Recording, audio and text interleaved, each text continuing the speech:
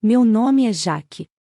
Cresci cercada por paredes de vidro, tapetes caros e corredores silenciosos que ecoavam mais disputas internas do que afeto familiar. Desde muito cedo eu entendi que o Grupo Monte Verde não era apenas a empresa dos meus pais, mas o altar onde cada expectativa, comparação e julgamento seria depositado sobre mim e sobre minha irmã Lorena. Enquanto outras crianças aprendiam a brincar, eu aprendi a interpretar olhares, medir palavras e reconhecer quando um sorriso significava apenas fachada. No silêncio daqueles ambientes impecáveis, eu descobri algo sobre mim mesma. Eu não tinha a força de Lorena, não tinha a presença dela, nem o aplauso fácil que ela atraía. Mas eu tinha algo que ninguém ali valorizava: discernimento. E isso, no fim das contas, se tornaria minha maior arma. Lembro-me das manhãs de domingo, quando meu pai nos levava para a sede da empresa para aprender responsabilidade. Lorena chegava saltitando, usando vestidos caríssimos e exibindo aquele sorriso ensaiado que encantava visitantes. Eu caminhava alguns passos atrás, ouvindo secretárias comentarem coisas como "Lorena nasceu para mandar", enquanto lançavam olhares amenos para mim, como se eu fosse apenas a sombra da filha brilhante. Mas mesmo naquela época, eu observava tudo com uma atenção quase sobrenatural. Eu via como os gerentes seguravam planilhas com medo de errar, como reuniões terminavam com portas batidas, como alguns funcionários eram tratados como peças descartáveis, e isso me moldou mais do que qualquer curso superior viria a moldar no futuro. Enquanto Lorena gostava de aparecer, eu gostava de compreender.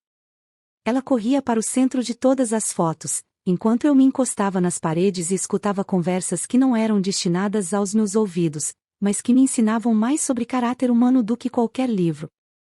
Meus pais sempre reforçavam o quanto Lorena tinha postura, beleza e presença, repetindo frases que ouvi durante toda a minha vida, como "Lorena tem brilho próprio" ou "Lorena foi feita para liderar".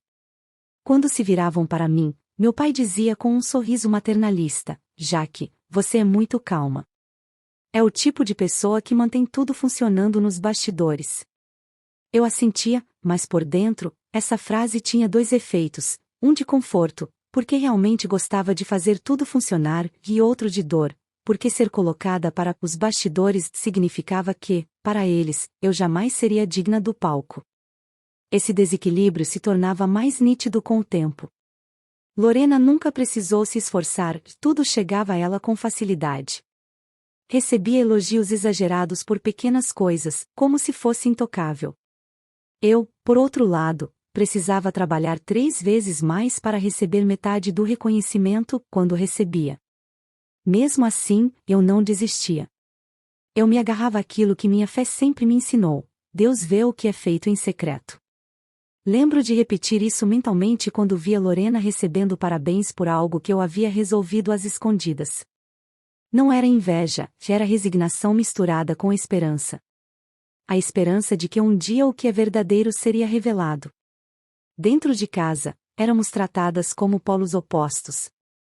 Minha mãe repetia que Lorena era o cartão de visitas da família, e que eu era a estabilidade. E estabilidade, naquela casa, significava ser útil, mas invisível. Significava carregar fardos, mas não receber louros. Significava ser necessária, mas nunca celebrada. Eu cresci entendendo que meu papel era esse, até perceber que não era um papel escrito por Deus, e sim um roteiro criado por pessoas que tinham medo de enxergar o meu valor real, pessoas que confundiam silêncio com fraqueza, humildade com submissão, discrição com ausência. Apesar de tudo isso, nunca houve amargura em mim. Havia uma curiosidade constante. Por que eu via coisas que ninguém via? Por que eu entendia a estrutura da empresa melhor do que minha irmã, mesmo sem ter acesso privilegiado? Por que os funcionários mais antigos vinham até mim quando algo desandava, mesmo sabendo que eu não tinha título oficial para intervir? Talvez porque, no fundo, eu sempre fui a única que realmente escutava. E quem escuta aprende. Aprende as falhas do sistema, as fraquezas das pessoas, as brechas deixadas por quem está mais preocupado com a aparência do que com a verdade. Lorena, por sua vez, sempre me tratou como se eu representasse uma ameaça invisível. Não importava o quanto eu tentasse ser cordial, sempre havia nela um toque de desprezo. Quando estávamos sozinhas, ela baixava o tom de voz e dizia coisas como: "Você nunca vai ser como eu, Jaque", enquanto ajeitava o cabelo diante do espelho. E eu respondia: "Eu não quero ser você". Ela ria, incrédula, como se minha frase fosse impossível de acreditar. Mas eu falava sério. Nunca quis ser como ela. Nunca quis viver de aplausos. Quis apenas verdade, propósito e espaço para usar meu talento sem ser esmagada pelo brilho artificial dela. Foi nesse contraste constante que a minha fé se fortaleceu.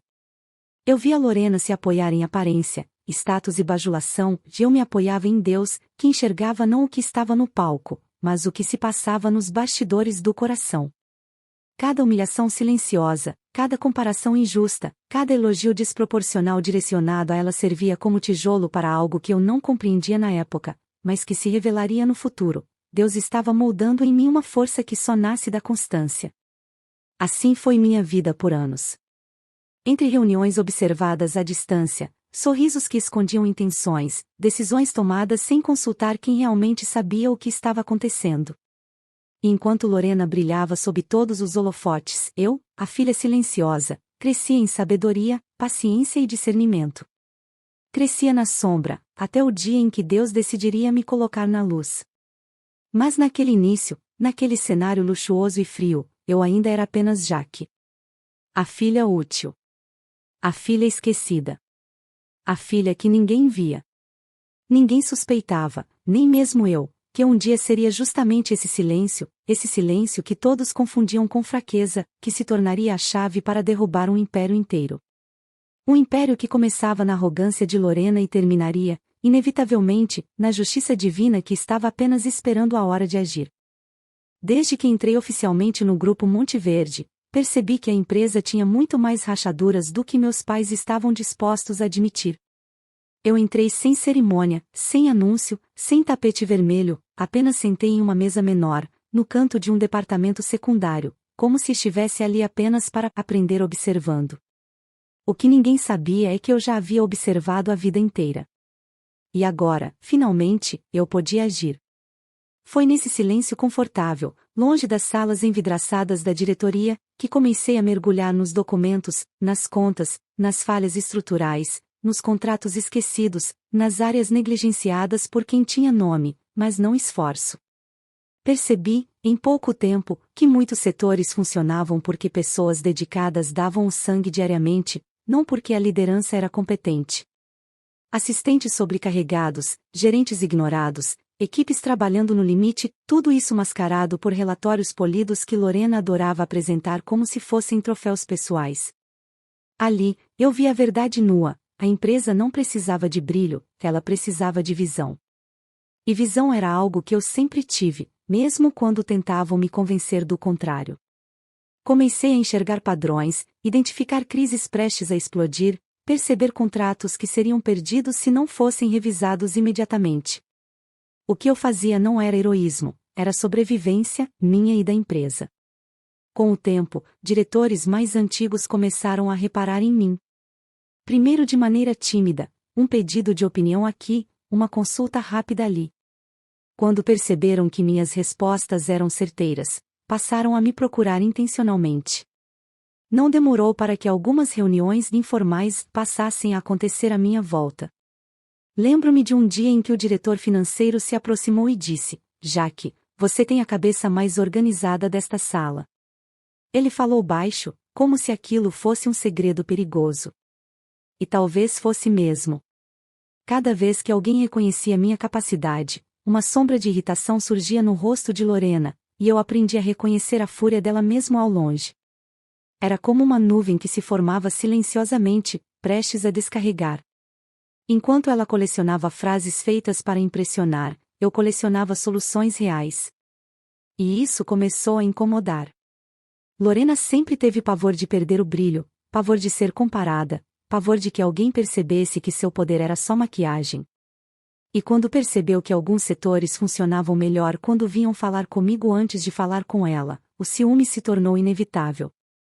Eu via isso na forma como ela apertava o copo de champanhe em eventos internos, na rigidez da mandíbula quando me observava conversando com alguém importante, na maneira como vinha até mim e perguntava: em tom aparentemente doce: "Você anda muito ocupada, não é?" "Fazendo o que exatamente?" Eu sorria, respondia com gentileza, mas por dentro eu reconhecia o movimento. Ela estava me medindo. Me testando. Observando se eu ousaria sair do lugar que ela acreditava que era meu. Foi também nessa fase que comecei a perceber o quanto minha fé me fortalecia. Em dias em que eu estava exausta, esquecida em reuniões ou desvalorizada por alguma sugestão brilhante roubada e reinterpretada por outra pessoa, eu me segurava em algo maior do que aquele ambiente frio. Dizia para mim mesma: "Deus está vendo. Continue." E continuar era tudo o que eu fazia. Chegava cedo, saía tarde, revisava planilhas que ninguém queria revisar, corrigia erros que teriam custado milhões, salvava contratos que estavam à beira do desastre. E, claro, muitas vezes o mérito ia para Lorena, que apresentava o resultado como se tivesse surgido das mãos dela. E eu deixava. Não por submissão, mas por estratégia. Algumas verdades precisam ser guardadas até o momento certo. Aos poucos, pessoas que eu nunca imaginei que reparariam em mim começaram a procurar minha opinião. Virei o suporte invisível de setores inteiros. Quando o departamento de logística estava prestes a colapsar por uma falha de comunicação com fornecedores, fui eu quem percebeu e resolvi antes que o caos tomasse forma. Quando um contrato internacional estava prestes a vencer por negligência, fui eu quem preparou o dossiê e instruiu o diretor responsável. Quando uma equipe brigou internamente, fui eu quem restabeleceu a ordem. Era fascinante ver como meu silêncio produzia mais resultados do que o barulho da ostentação da minha irmã. Mas com cada problema resolvido, uma tensão crescia. Eu era vista, mas não oficialmente reconhecida. A liderança confiava em mim, mas não o suficiente para admitir isso diante dos meus pais. Funcionários me admiravam, mas sussurravam para não despertar a ira de Lorena. E Lorena, Lorena sentia minha presença como uma ameaça invisível, como uma rachadura que ela não conseguia localizar, mas que sabia que estava ali. Uma vez, quando ela me encontrou saindo de uma reunião que, teoricamente, ela deveria ter conduzido, disse apenas: "Você está começando a passar dos limites." E eu respondi: "Eu só estou fazendo o que precisa ser feito." Ela não disse mais nada, mas seus olhos queimavam como brasas.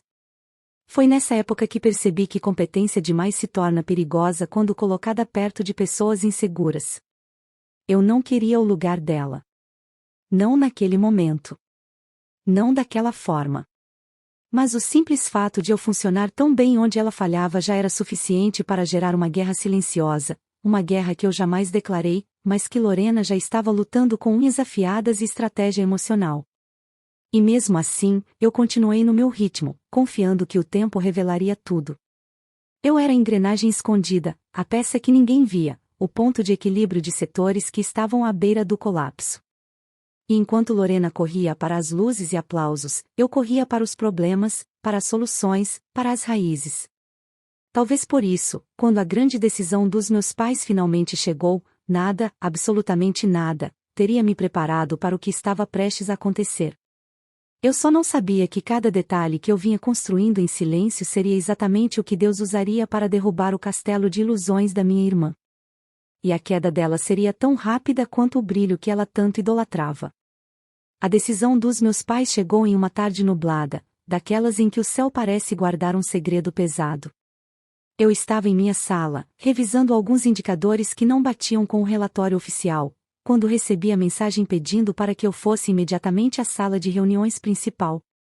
O tom era urgente, mas não alarmante. Suspirei, fechei o notebook e caminhei pelo corredor enquanto sentia aquele frio leve no estômago que sempre surge antes de algo importante. Quando entrei, percebi que a mesa estava perfeitamente arrumada e que meus pais tinham afetado um sorriso ensaiado. Lorena, claro, já estava à cabeceira, cruzando as pernas com elegância ensaiada, como se tivesse nascido para ocupar aquele lugar. Então meu pai falou. E o que ele disse foi tão previsível que quase me fez sorrir, não por surpresa, mas pela confirmação do óbvio. Decidimos que Lorena assumirá a presidência do Grupo Monte Verde. As palavras ecoaram com a suavidade cortante de quem já sabia a minha reação antes de eu ter qualquer chance de processar. Olhei para minha irmã, e ela mal disfarçava o brilho de triunfo no olhar. Era como se já estivesse usando uma coroa invisível, tão real para ela quanto as joias caríssimas que ostentava em eventos sociais. Meus pais esperavam que eu me abalasse, que eu questionasse, que eu pedisse explicações, mas eu não fiz nada disso. Apenas sorri, um sorriso calmo e inteiro, e respondi: entendi. A reação deles foi quase um tropeço emocional. Minha mãe inclinou a cabeça, surpresa com minha serenidade, e meu pai respirou fundo como se estivesse esperando um ataque que não veio.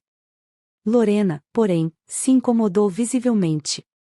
Ela esperava emoção, drama, talvez até lágrimas, qualquer coisa que a confirmasse como vencedora da disputa que ela acreditava existir entre nós. Mas não houve disputa. Nunca houve.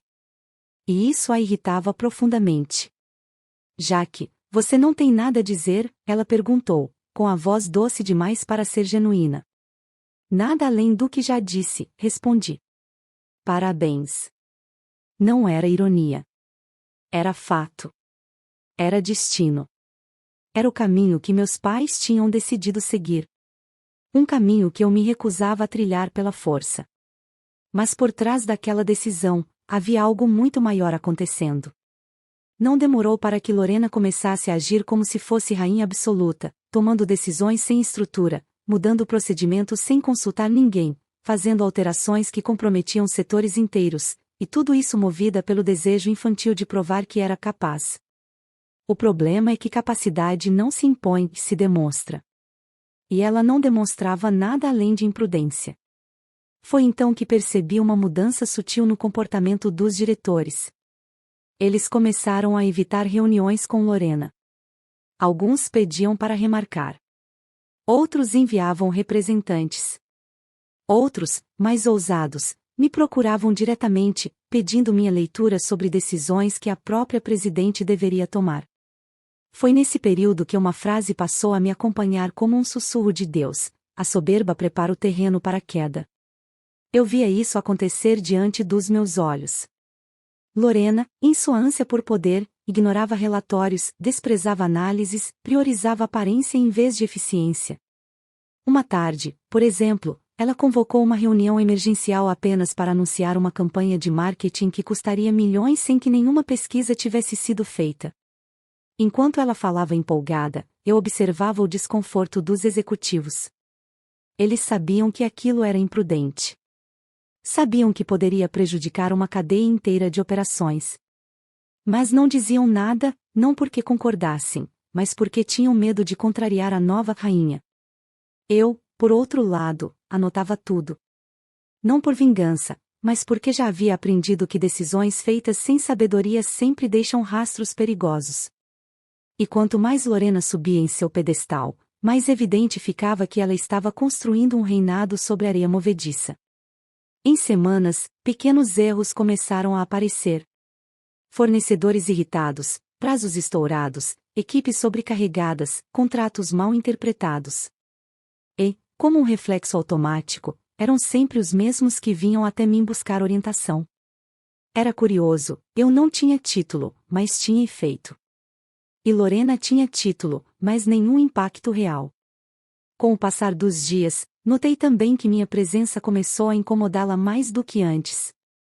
Ela surgia à porta da minha sala com um sorriso que tremia nas bordas, perguntando: está resolvendo alguma coisa importante? Eu respondia de maneira neutra, mas via nos olhos dela a pergunta real: você está prestes a me ultrapassar? Eu nunca quis ultrapassá-la. Nunca quis o que era dela. Mas ela vivia como se eu quisesse o tempo todo.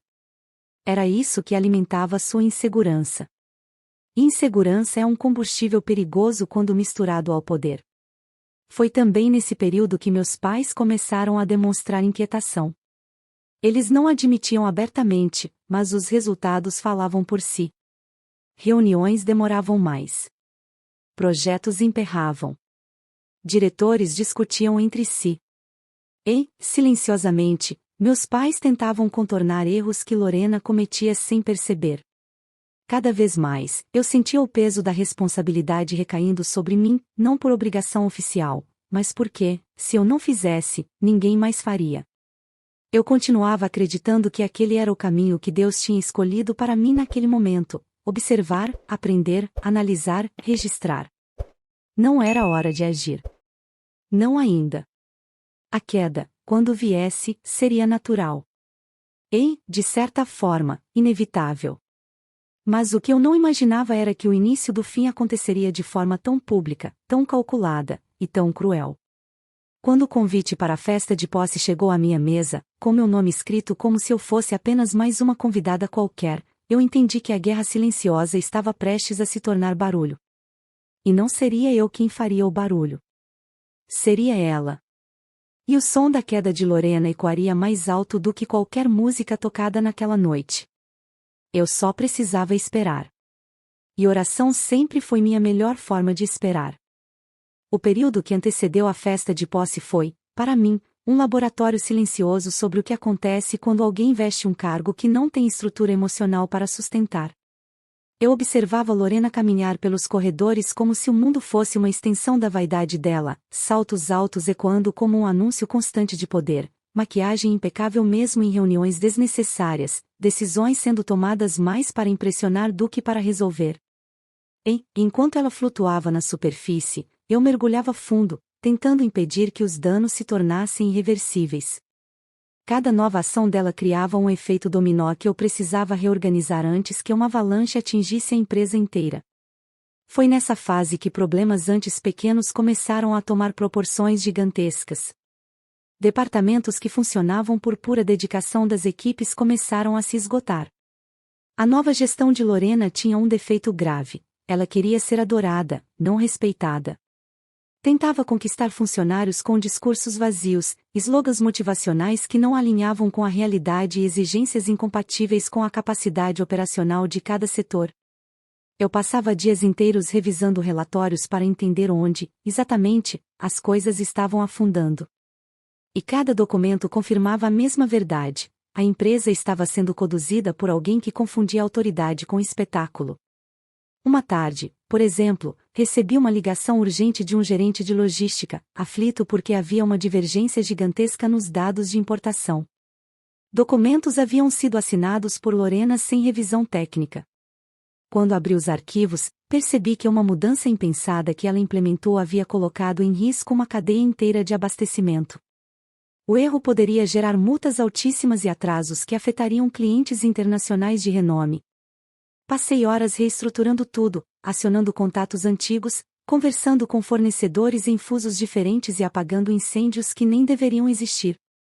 E quando o problema finalmente foi resolvido, quem recebeu os elogios numa reunião aberta no dia seguinte foi Lorena.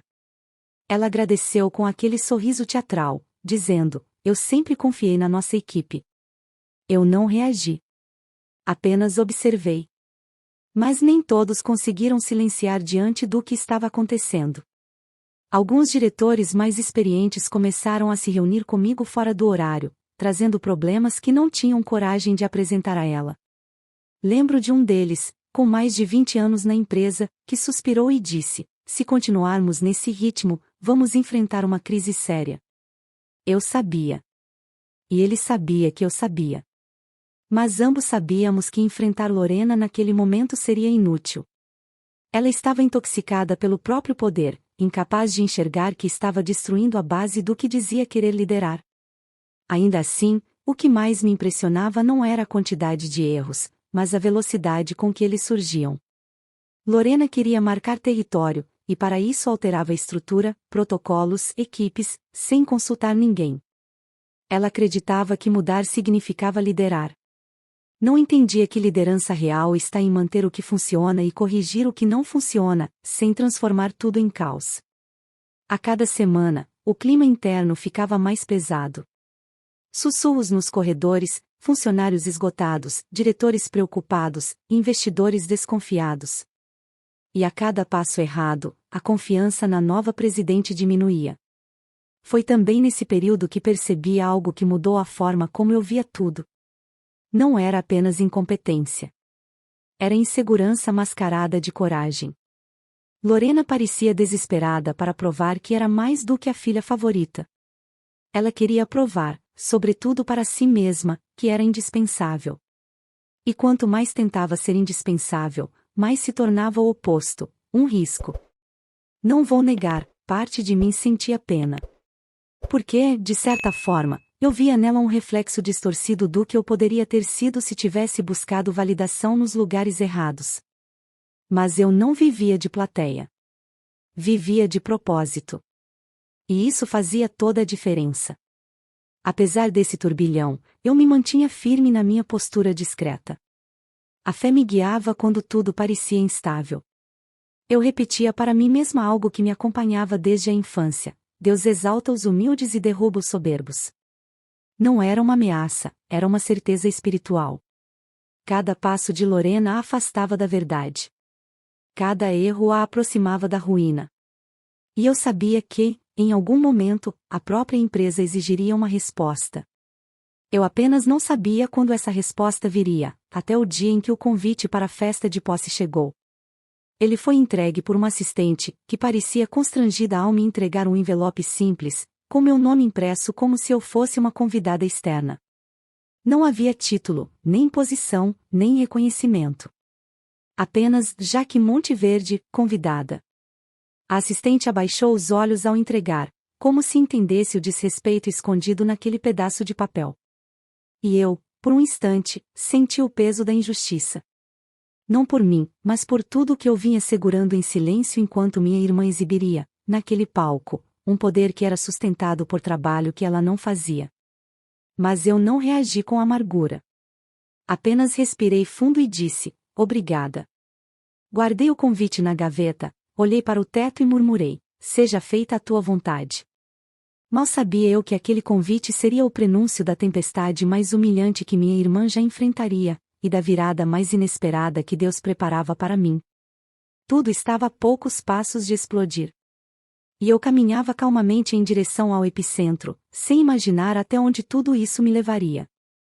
A noite da festa de posse chegou envolta em um clima quase teatral, como se cada luz, cada música e cada sorriso ensaiado tivesse sido cuidadosamente colocado ali para celebrar não uma conquista verdadeira, mas uma ilusão cuidadosamente construída. Eu me arrumei em silêncio, escolhendo um vestido discreto, mas elegante, exatamente como eu sempre fui, presente, mas nunca no centro. Enquanto ajeitava meu cabelo diante do espelho, pude sentir meu coração acelerado, não por nervosismo, mas por uma sensação profunda, quase profética, de que aquele seria o ponto de ruptura de uma história inteira. Antes de sair, fechei os olhos por alguns segundos e disse baixinho: Senhor, conduz meus passos. E então fui. O salão principal estava impecável. Lustres de cristal refletiam a luz com brilho exagerado, mesas estavam decoradas com arranjos gigantescos, e fotógrafos circulavam como predadores atrás de ângulos perfeitos para alimentar a imagem da nova presidente. O nome de Lorena estampava banners e painéis em tons dourados, como se ela fosse a salvação da empresa, algo que todos sabiam, no fundo, que não era verdade. Quando entrei, alguns olhares se voltaram para mim. Uns de surpresa, outros de pena, outros de curiosidade. Eu sorria educadamente, caminhando com passos calmos, apesar de sentir a atmosfera pesada ao meu redor. Lorena estava no centro do salão, cercada de admiradores temporários, aqueles que se encantam facilmente com o poder recente. Ela usava um vestido glamouroso, maquiagem impecável, cabelo perfeitamente alinhado. A postura era de alguém que acredita que o mundo inteiro respira ao seu comando. Quando me viu, seu sorriso aumentou, mas não era bem um sorriso, era uma provocação moldada em expressão. Ela se aproximou, como quem encena uma cordialidade pública, e me cumprimentou com um simples: você veio? Respondi: claro que sim. E a forma como seu olhar se afunilou me disse tudo, minha presença a incomodava. Durante alguns minutos, caminhei pelo salão, conversando com pessoas que realmente me respeitavam, antigos diretores, funcionários que eu havia ajudado ao longo dos anos, investidores que me olhavam com gratidão velada. Alguns deles seguraram meu braço com firmeza e disseram: estou feliz que você veio, como se dessem forças silenciosas para o que estava por vir. Aos poucos, porém, percebi algo estranho. Lorena estava me observando. Não de forma discreta, abertamente. Havia um brilho ansioso nos olhos dela, como se estivesse esperando o momento perfeito para me atingir. Esse momento chegou repentinamente, como uma flecha lançada sem aviso. Um garçom passou oferecendo taças, e eu peguei uma. Nem consegui levantar o copo para o brinde simbólico quando Lorena subiu ao pequeno palco montado no centro e bateu levemente no microfone. Todos se viraram para ela. As luzes diminuíram. A música cessou. O salão ficou em absoluto silêncio. Ela ergueu a taça com elegância dramática, olhou diretamente para mim, e então soltou a frase que mudou tudo. Jaque, você está demitida. A segurança vai te escoltar para fora. Por alguns segundos, o mundo pareceu parar. Ouvi murmúrios, suspiros, uma ou outra risada nervosa. Senti vários pares de olhos queimando minha pele, esperando minha reação. Lorena sorriu como se tivesse acabado de vencer a batalha mais importante da vida dela. Aquele era o espetáculo que ela esperou por anos. E ali estava eu, diante da plateia inteira, com meu papel previamente designado de humilhada. Mas ela esqueceu de um detalhe: eu nunca fui o papel que me deram. Em vez de tremer ou gritar, senti algo completamente inesperado, uma calma profunda, quase sobrenatural, tomando conta de mim. Olhei para minha taça, coloquei-a lentamente de volta na bandeja e caminhei até a mesa próxima. Tirei o crachá de convidada, coloquei-o sobre a toalha com a delicadeza de quem devolve algo sem valor, e ergui meu rosto para encará-la. O salão inteiro segurou a respiração. Então, com uma firmeza que não vinha de mim, mas de Deus, eu disse: diga para a mamãe e o papai que a diretoria se reunirá em 3 horas. A frase se espalhou pelo salão como um choque elétrico. Vi expressões mudarem instantaneamente, alguns arregalaram os olhos, outros engoliram seco, outros desviaram o olhar com medo de serem associados a ela. Lorena riu, mas era uma risada que tremeu nas bordas, como se tivesse acabado de perceber que algo estava fora do controle. Eu vi a primeira rachadura na coroa dela naquele instante. Saí caminhando com dignidade, sentindo cada olhar acompanhar meus passos. Alguns diretores e conselheiros me seguiram discretamente para fora do salão. Os fotógrafos, confusos, baixaram as câmeras, talvez sem entenderem que tinham acabado de presenciar o início de um terremoto corporativo. Quando cheguei à porta, respirei fundo. Não havia dor. Não havia medo. Havia apenas uma certeza crescente, como fogo aceso no peito. Aquela humilhação seria o início da queda dela. E seria pública. E seria rápida. Como todo império construído sobre arrogância. Em 3 horas, tudo aquilo mudaria, e Lorena ainda não fazia ideia do tamanho da tempestade que ela mesma havia convocado. Quando deixei o salão daquela festa, senti o ar frio da noite bater no meu rosto como se estivesse me lembrando de que eu ainda respirava, e respirava livre. Atrás de mim, o eco da humilhação pública ainda pairava como fumaça, mas à minha frente se abria um corredor silencioso que guardava o verdadeiro palco da virada. Caminhei com passos firmes, acompanhada por diretores que não ousavam falar naquele momento. Era como se todos percebessem que qualquer palavra estragaria algo delicado e inevitável. Eu sabia exatamente para onde ir, sabia quem chamar. Sabia, sobretudo, o que precisava acontecer. Porque aquela frase que pronunciei, a diretoria se reunirá em 3 horas, não foi apenas um aviso. Foi uma declaração profética. A primeira hora começou antes mesmo de eu entrar na sala reservada do conselho. Quem chegou primeiro foi o diretor financeiro, com o rosto carregado de uma gravidade que dispensava explicações. Ele colocou uma pasta espessa sobre a mesa e disse apenas: Jaque, isso não pode continuar. Abri a pasta e encontrei relatórios detalhando as decisões equivocadas de Lorena, erros negligenciados, gastos descuidados, documentos assinados sem análise. Era uma coleção de falhas graves que não poderiam ser justificadas por inexperiência, mas sim por irresponsabilidade. Outros diretores foram entrando aos poucos, cada um trazendo seus próprios registros, planilhas, conversas documentadas, e-mails ignorados por ela. Era impressionante perceber a quantidade de erros acumulados em tão pouco tempo. Lorena havia conseguido desestabilizar setores inteiros com sua ânsia de controlar tudo e entender nada. Quando todos estavam presentes, a sala parecia carregada de uma tensão antiga, como se cada pessoa ali soubesse que aquele momento não era apenas inevitável, era necessário. O diretor jurídico foi o mais direto ao abrir sua pasta e colocar sobre a mesa o estatuto da empresa. Ele virou as páginas até encontrar o trecho que autorizava uma reunião emergencial do conselho em caso de abuso de poder, conduta prejudicial à companhia ou risco estratégico gerado por má gestão. Já que temos matéria suficiente para uma destituição formal, ele disse. Eu respirei fundo, sentindo aquela mistura de dor e alívio. Dor porque Lorena era minha irmã. Alívio porque a empresa não sobreviveria a mais meses sob as mãos dela. A segunda hora foi marcada por telefonemas internacionais. Conselheiros e investidores estrangeiros, muitos dos quais nunca apareciam pessoalmente, foram convocados para uma videoconferência emergencial. Eu vi nos rostos projetados na tela a mesma perplexidade que percebia na sala física. Eles conheciam Lorena apenas por apresentações glamourosas e discursos ensaiados, mas desconheciam o caos diário que ela estava gerando nos bastidores. Quando começaram a revisar as provas exibidas pelos diretores, percebi expressões mudando drasticamente, sobrancelhas erguidas, olhares tensos, mãos cruzadas com firmeza. Um deles, com sotaque inglês carregado, disse: "Isso compromete severamente a integridade do grupo." Outro, de uma consultoria europeia, completou: "Isso é inadmissível sob qualquer parâmetro corporativo." Não havia mais dúvida. Nem hesitação.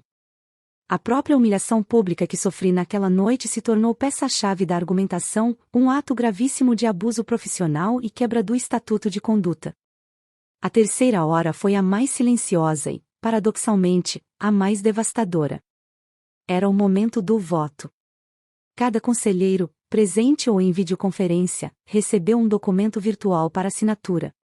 O silêncio naquela sala era tão pesado que dava para ouvir o clique das canetas, o arrastar das folhas, o suave som de notificações indicando assinaturas eletrônicas que iam chegando uma por uma. Meu coração batia lento, mas firme, como se cada batida empurrasse um peso antigo para fora de mim. E então, finalmente, o último nome assinou. Foi o diretor mais antigo da empresa quem levantou o olhar e disse, com voz grave: "Por unanimidade, a presidente Lorena Monteverde está destituída do cargo a partir deste exato momento." Ouvir aquilo foi como testemunhar o desabar de uma construção que sempre se sustentou em pilares falsos. Não houve comemoração. Não houve palmas. Houve apenas uma sensação de que justiça, enfim, havia sido colocada de volta no centro. Senti meus olhos arderem, mas não chorei. Eu apenas me permiti respirar como fazia tempo que não respirava. Quando o diretor jurídico colocou diante de mim um envelope contendo a nomeação de presidente interina, minhas mãos pousaram sobre a mesa por alguns segundos antes de pegá-lo. E eu disse, com a voz mais serena que já ouvi sair de mim: "Eu assumo. Pelo bem da empresa. E pela verdade." Eles assentiram. Não havia dúvida ali. E no fundo, talvez todos já soubessem que aquele momento chegaria. Eu apenas nunca imaginei que viria sob circunstâncias tão cruéis e tão precisas. Quando o relógio marcou o fim da terceira hora, todos se levantaram, prontos para testemunhar o impacto inevitável que aquela decisão traria. Enquanto caminhávamos juntos pelo corredor silencioso, eu senti algo profundo em meu peito. Não era vingança, não era orgulho, era propósito. Era Deus virando uma página que eu havia aprendido a suportar por anos. E enquanto me aproximava da sala principal, onde Lorena ainda acreditava ser o centro de um império, eu sabia que aquela noite não terminaria com a humilhação dela sobre mim, mas com a verdade sendo revelada diante de todos. Exatamente como deveria ser. Quando voltei ao salão naquela noite, acompanhada pela diretoria, senti como se estivesse entrando em um território onde as máscaras estavam prestes a cair. A música tinha diminuído, as conversas haviam se transformado em sussurros inquietos e, no centro do salão, Lorena ainda sorria como se fosse a rainha absoluta de um reino que nem percebia que já tinha desmoronado. Ela levantou o rosto ao me ver, confusa por eu ter retornado, talvez acreditando que eu não tivesse coragem de pisar ali depois da humilhação pública que havia sofrido. Mas meu passo firme, minha postura tranquila e a presença dos diretores ao meu lado denunciaram que algo estava fora do roteiro que ela escreveu para mim. Quando paramos diante dela, o diretor jurídico foi o primeiro a falar. Seu tom era formal, mas carregado de gravidade. Ele anunciou, diante de todos, que uma reunião emergencial do conselho havia sido convocada e concluída. Os murmúrios aumentaram, e eu vi a expressão de Lorena se contorcer. Primeiro em incredulidade. Depois em medo. Ela riu, como sempre fazia quando queria disfarçar insegurança, e disse: "Isso só pode ser brincadeira." Mas ninguém riu junto. Ninguém apoiou. Ninguém olhou para ela com o brilho de adoração que ela tanto buscava. Aquele silêncio foi a primeira sentença. O diretor financeiro então entregou a ela um envelope, o mesmo que eu havia visto ser selado minutos antes. Lorena abriu com as mãos trêmulas e, ao ler, seu rosto perdeu a cor que nem mesmo a maquiagem conseguia manter. Lá estava escrito, de forma clara e incontestável, que ela estava destituída do cargo de presidente, com efeito imediato, por má gestão, conduta imprópria e abuso de poder. Ela levantou os olhos para mim, e naquele instante percebi algo que nunca tinha visto antes, não raiva, não arrogância, mas pânico. O verdadeiro pânico de alguém que sempre acreditou ser intocável. "Você fez isso comigo", ela sussurrou, como se a culpa fosse minha e não das escolhas que ela mesma fez. Eu apenas respondi: "Você fez isso consigo mesma." E essa foi a verdade que ela passou a vida inteira tentando evitar. Os seguranças do próprio prédio, não os da festa, mas os da diretoria, se aproximaram, educados, porém firmes. Quando pediram que ela entregasse o crachá corporativo, senti um peso silencioso cair sobre o ambiente. Pessoas que horas antes a ovacionavam agora desviavam os olhos, envergonhadas, chocadas ou, no fundo, aliviadas por alguém finalmente ter colocado ordem no caos que ela criou. Lorena tentou apelar aos meus pais, que correram em nossa direção assim que perceberam o que estava acontecendo. Meu pai perguntou, em choque, o que era aquele absurdo. Minha mãe, com o rosto vermelho, ainda tentou me olhar como se eu fosse a traidora da família. Mas antes que qualquer acusação fosse lançada contra mim, o diretor mais antigo da empresa, aquele que me conhecia desde criança, tomou a frente e explicou peça por peça, relatórios falsos, gastos sem aprovação, contratos ignorados, setores prejudicados, decisões arriscadas tomadas por puro capricho. Cada palavra era uma faca cortando a versão fantasiosa que meus pais haviam criado sobre a filha perfeita. A cada sentença revelada, a cada dado exposto, a verdade se impunha como uma onda que ninguém podia segurar. Meu pai finalmente olhou para Lorena não como o fruto favorito, mas como a responsável pelo desastre. Eu vi em seus olhos uma mistura de decepção e incredulidade. Minha mãe tentou defendê-la por instinto, mas sua voz foi perdendo força conforme percebia que ela mesma não conseguia negar a realidade. Pela primeira vez na vida, os dois se viram obrigados a encarar o que sempre se recusaram a ver: a filha que eles colocaram no pedestal tinha pés feitos de areia. Lorena gritou, chorou, acusou, tentou culpar todo mundo ao seu redor, até mesmo funcionários que a serviram por anos. Mas ninguém a acompanhou. Ninguém se dispôs a ir com ela naquele desespero. No fim, restou apenas o eco da própria arrogância reverberando no salão.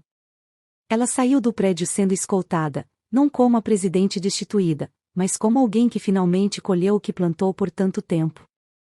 Sua queda não foi apenas profissional, foi pessoal, emocional e moral. Quanto aos meus pais, o choque foi tão grande que nenhum deles teve forças para continuar na festa. Eles saíram juntos, silenciosos, como se carregassem nos ombros a consequência do favoritismo que cultivaram por anos. Não houve discussão, não houve grito, não houve explosão, houve apenas o peso esmagador da consciência. E algumas verdades, quando chegam, não precisam de volume. Elas pesam mais quando sussurram. O conselho então virou para mim e me entregou oficialmente o documento que me nomeava presidente interina. Senti uma mistura de responsabilidade e alívio, não porque eu desejava o cargo, mas porque, finalmente, alguém estava olhando para a realidade em vez da fantasia. Assumi com serenidade, sentindo que Deus estava me conduzindo exatamente pelo caminho que Ele preparou desde o início, longe dos holofotes falsos, perto da verdade que sempre sustentei em silêncio. As consequências se espalharam nos dias seguintes. A empresa entrou em fase de reequilíbrio sob minha supervisão. Fornecedores reassumiram a confiança. Funcionários enviaram mensagens emocionadas. Diretores respiraram aliviados.